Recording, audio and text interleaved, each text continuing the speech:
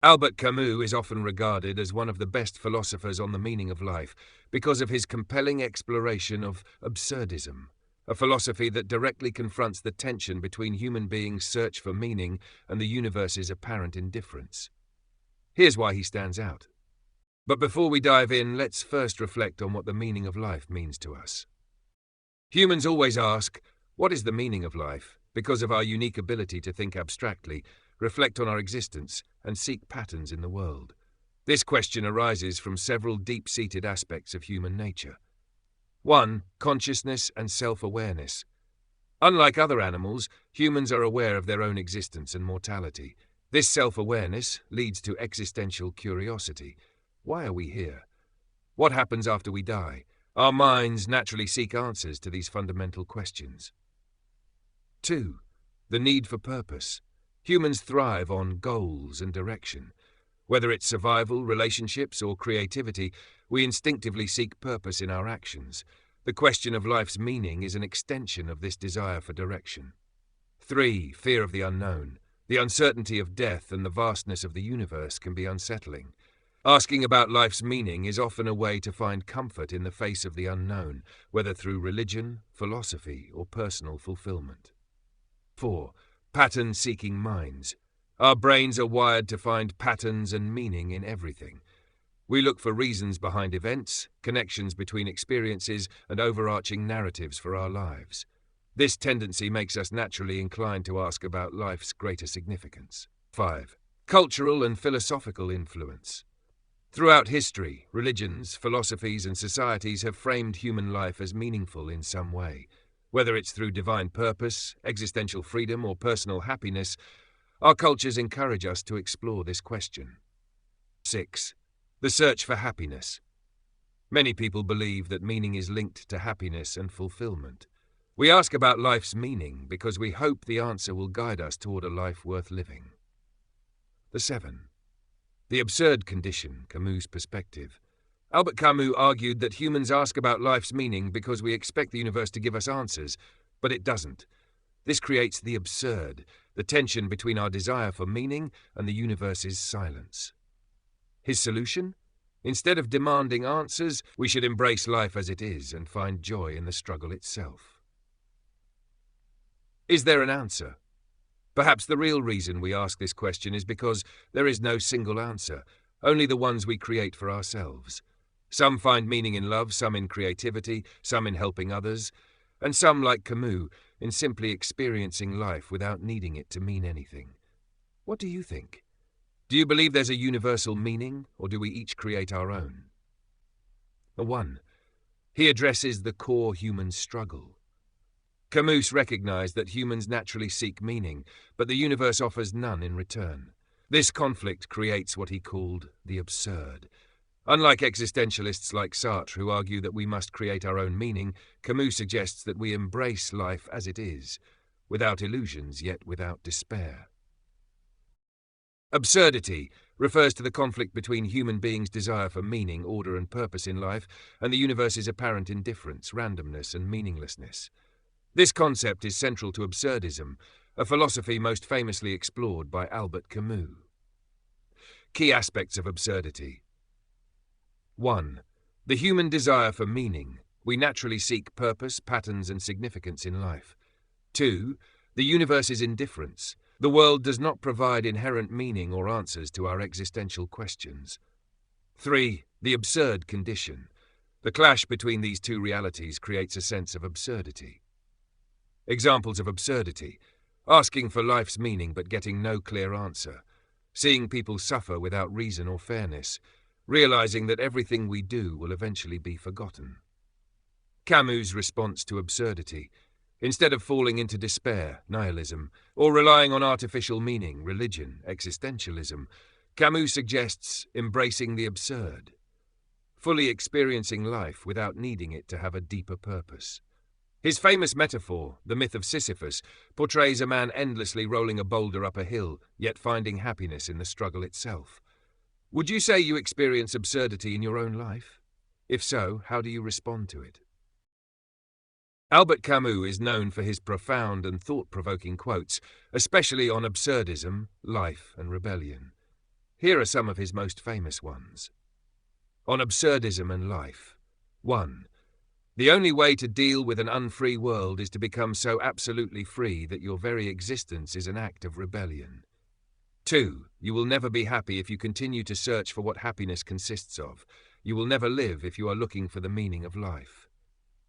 3. Autumn is a second spring when every leaf is a flower. 4. Real generosity toward the future lies in giving all to the present. On the absurd and Sisyphus, there is only one really serious philosophical problem, and that is suicide, from the myth of Sisyphus. 6. The struggle itself toward the heights is enough to fill a man's heart. One must imagine Sisyphus happy. Seeking what is true is not seeking what is desirable. On rebellion and freedom. 8. I rebel, therefore I exist. A man is more a man through the things he keeps to himself than through those he says. 10. The only way to deal with an unfree world is to become so absolutely free that your very existence is an act of rebellion. On love and human nature. Don't walk behind me, I may not lead. Don't walk in front of me, I may not follow. Just walk beside me and be my friend. 12. To be happy, we must not be too concerned with others. 13. We all carry within us places of exile, our crimes, our ravages. Our task is not to unleash them on the world, it is to transform them in ourselves. Camus' philosophy is deeply humanistic, focusing on living fully despite life's uncertainties. Do any of these quotes resonate with you? Existentialists say that life has no inherent meaning, yet it can still be meaningful, because they distinguish between objective meaning, a meaning given by the universe, God, or fate, and subjective meaning, the meaning we create for ourselves. How can life be meaningless and meaningful at the same time? 1. Life has no pre-assigned meaning, absurdity and nihilism. Existentialists like Jean-Paul Sartre and Albert Camus argue that the universe is indifferent and does not provide any inherent meaning. We are thrown into existence without purpose. Sartre calls this existence precedes essence. 2. But we are free to create meaning, subjective meaning.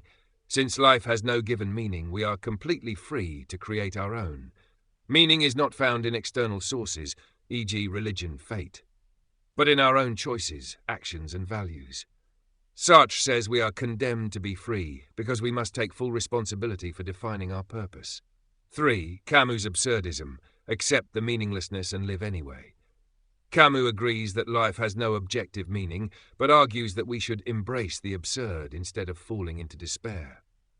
His response: live fully, love passionately, experience beauty, and revolt against the absurd condition. Example: Sisyphus endlessly rolling his boulder. His struggle has no ultimate purpose, yet he finds happiness in the act of doing it. Key existentialist perspectives on meaning.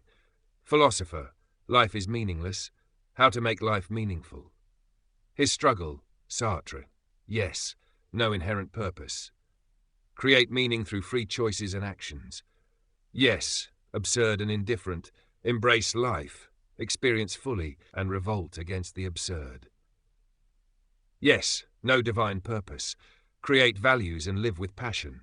Heidegger: no fixed meaning, authentic existence through personal responsibility. Conclusion: freedom to define your own meaning. Existentialists reject the idea that life must have a cosmic meaning.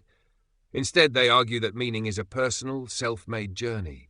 We find meaning in relationships, creativity, work, love, and experiences, but it is up to each of us to define what is meaningful. What do you think? Do you find meaning in creating your own purpose, or do you lean toward a more predefined sense of meaning? Philosophical suicide, Albert Camus' concept. Philosophical suicide is a term coined by Albert Camus in the myth of Sisyphus. It refers to the act of abandoning rational thought and accepting an artificial or false meaning of life to escape the discomfort of the absurd, the conflict between our search for meaning and the universe's indifference. 3 ways to respond to the absurd. Camus outlines 3 possible reactions when confronted with life's lack of inherent meaning. 1. Physical suicide, ending one's life because existence seems meaningless. Camus rejects this as a valid response. 2. Philosophical suicide, Instead of facing the absurd, people turn to religion, ideology, or absolute beliefs to fabricate meaning and avoid confronting reality. 3. Revolt, the Camusian solution. Accepting the absurd and living fully without illusions. Examples of philosophical suicide. Philosophical suicide happens when people turn to religion without questioning it just to avoid existential despair, e.g., Kierkegaard's leap of faith. Embrace ideology, nationalism, utopianism, etc. as an unquestioned source of purpose. Blindly believe in a grand narrative, e.g., destiny, fate, instead of accepting uncertainty. Camus' argument: face the absurd instead. Camus warns that philosophical suicide is an intellectual escape, a way of cheating oneself into comfort rather than embracing life as it is. Instead of seeking external justifications, he encourages us to live freely, embrace the present, and find joy in existence itself, even without ultimate meaning. Would you say most people commit philosophical suicide in some form, or do you think it's necessary to find external meaning? He offers a defiant and liberating answer. In the myth of Sisyphus, he argues that life's lack of inherent meaning should not lead to nihilism, but rather to rebellion, choosing to live fully and passionately despite the absurd. His famous conclusion, "One must imagine Sisyphus happy," suggests that we can find joy in the struggle itself. 3. He rejects both religion and existential angst. Unlike existentialist philosophers such as Kierkegaard, who turned to faith, or Sartre, who emphasized radical freedom, Camus embraces a middle path. Neither religious hope nor existentialist despair, but a joyful acceptance of life's absurdity. 4. He finds meaning in living, not in purpose. Camus does not believe in an ultimate purpose for human existence. Instead, he encourages us to live intensely, embracing beauty, love, and experiences without needing them to mean something beyond themselves. His novel The Stranger exemplifies this philosophy through Mersault, who finds peace in life's simplicity and inevitability. 5. He promotes revolt against the absurd. Rather than resigning to hopelessness, Camus sees revolt as a way to affirm life. His works, like The Rebel, argue that fighting against oppression and injustice is a way of making life worthwhile, even if we never find a grand meaning. Conclusion: a guide for the modern world. Camus's philosophy is especially relevant today because it acknowledges life's uncertainties without resorting to false hope or despair. He provides a way to live meaningfully without an ultimate meaning, a perspective that is both liberating and deeply human. Would you say his approach resonates with you, or do you lean more towards existentialism or another perspective?